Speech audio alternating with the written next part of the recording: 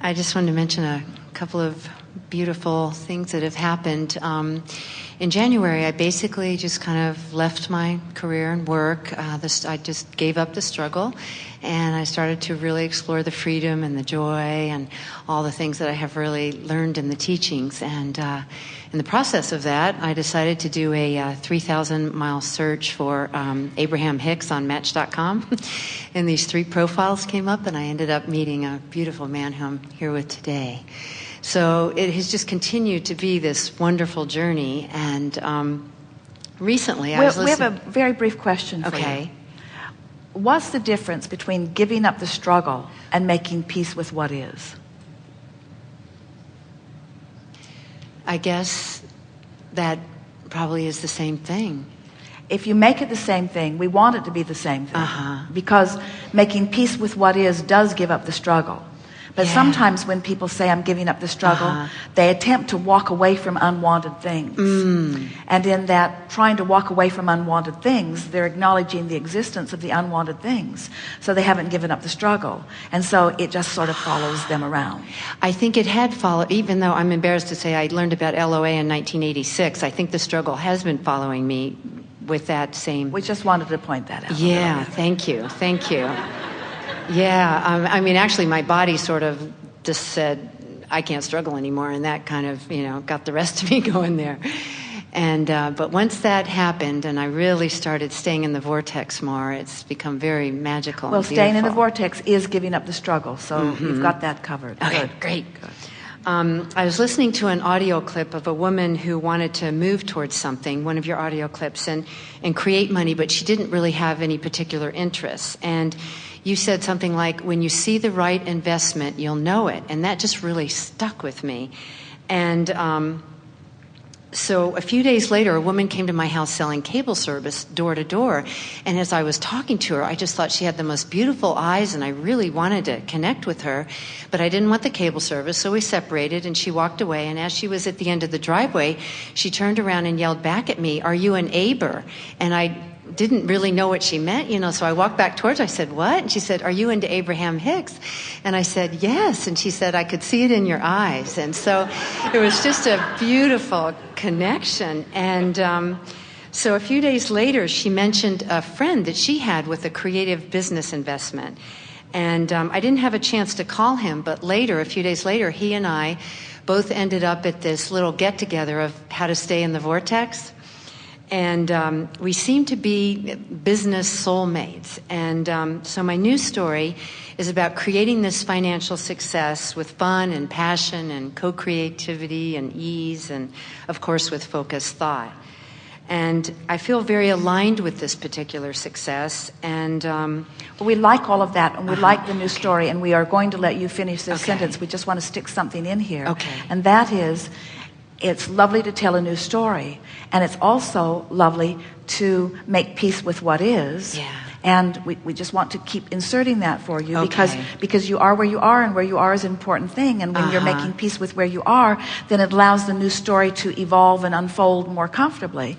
But in the making peace with where you are, look at the wonderful things that you've just explained that have just been happening. In other words, making peace with what is and telling the new story, and then telling the new story about the wonderful things that are happening. In other words, it becomes a sort of cycle that just feeds on itself. You get the sense of what we're talking about? And mostly we're saying all of this to you because we can feel that you are like so many people. You're going to overwork this. Yes, that is my tendency. You're going to make too much of it, and there's if you can just sort of softly accept that it's opened up, it's unfolding, you're on the roll, and so now you can just allow the universal forces to do what they do while you feel for those feelings of inspiration. Because you see what happens when you get into the vortex. At first you have to feel your way in. That's why we say it's an emotional journey. And so when you care enough about how you feel that you fix on things that help you to feel good, so that you're in the vortex, as you said you are, and you often are, in the vortex, in the vortex, in the vortex, then the vortex begins affecting the circumstances.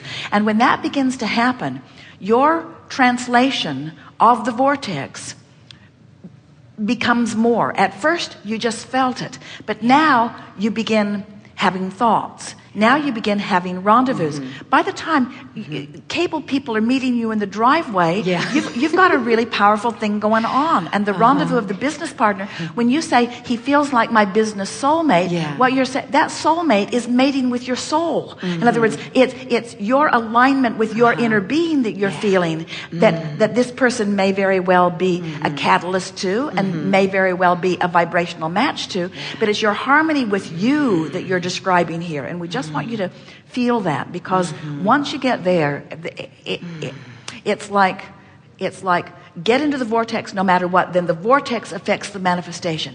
Get into the vortex no matter what, and then the vortex affects the manifestation. But pretty soon, the manifestation affects being in the vortex, and the vortex affects the manifestation, and then the manifestation affects the vortex. Pretty soon you get a cycle going here if you don't overwork it. You can kill it with effort. You can kill it with overthinking it. You can't kill the vortex. We mean you can slow down the momentum. This has definitely been the tendency of my life, yes, to overwork. So thank you.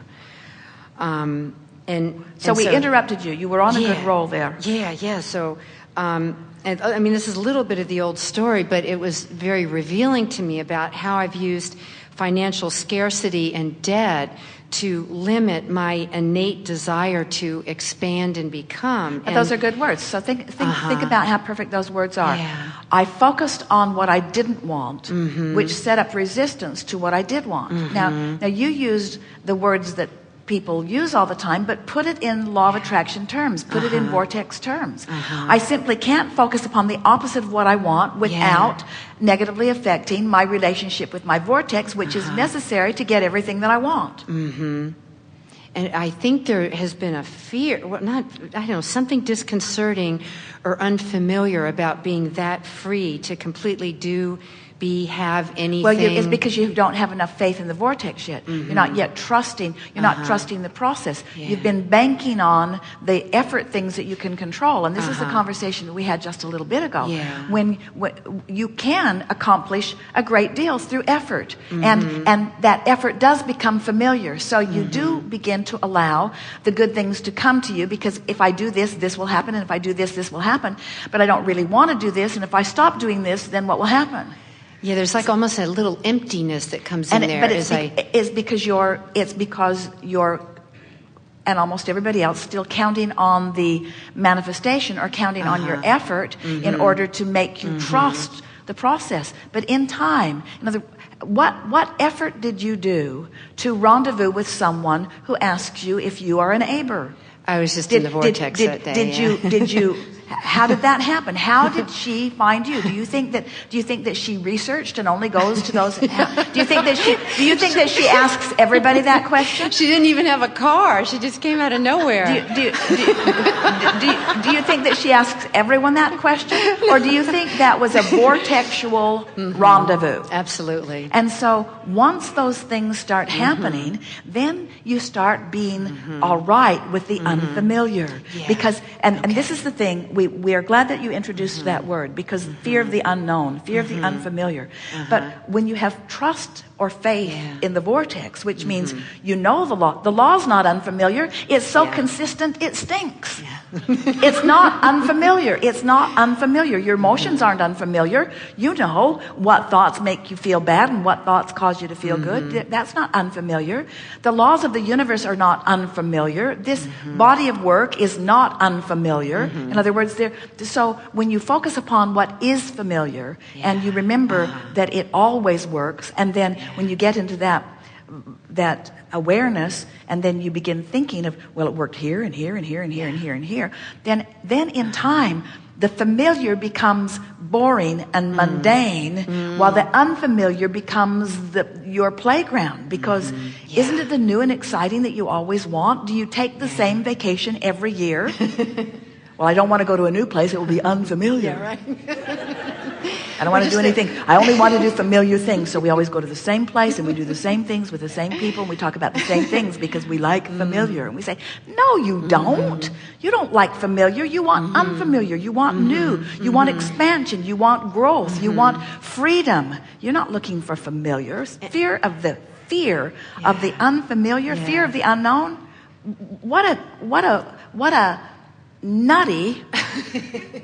Nobody has fear of the unknown. You know what you're afraid of? You're afraid of not, you know what fear is? Fear is not letting yourself be all that you can be. It's the opposite of that. Fear of the unknown is a ridiculous statement. It doesn't even measure up in terms of the laws of the universe at all. Well, I guess when I stopped working and each day I create on my own and it's just so beautiful to be that free, but there's a little part of me that, the caretaking and all that, couldn't possibly work enough to earn all that you deserve. Yeah. You just can't possibly do it. Yeah. There aren't enough hours in the day and nobody will pay you that much money. Yeah. In other words, you have to trust the universe. You have to allow the vortex to yield it to you, or the vortex to cue it up for you, and you to yield it to you, to yourself, by feeling the fear and recognizing how bogus it is, and by acknowledging what it is. It's me thinking an opposite thought of what the knowledge of my vortex holds. And as you do that and do that and do that and do that, the vortex will cue up things for you. People will watch you and they will say, there's injustice in the universe. That guy came last year and got in the chair, and that guy came this year and got in the chair. Not only did he get in the chair once today, he got in the chair twice. That's injustice. And we say that's law of attraction. That's vibration. That's expectation. That's faith. That's trust. That's the universe yielding to you. Yes. Well, I am very excited about this business venture, and it does seem to have a lot of fun and ease. And did you say this business adventure? Yeah. Yeah. What's the difference between a business venture and a business adventure?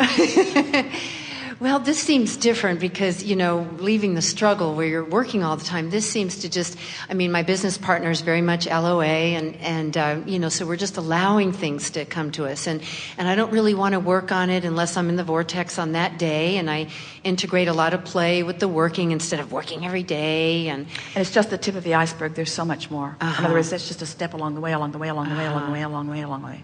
Yeah. So much more. Yeah. Okay.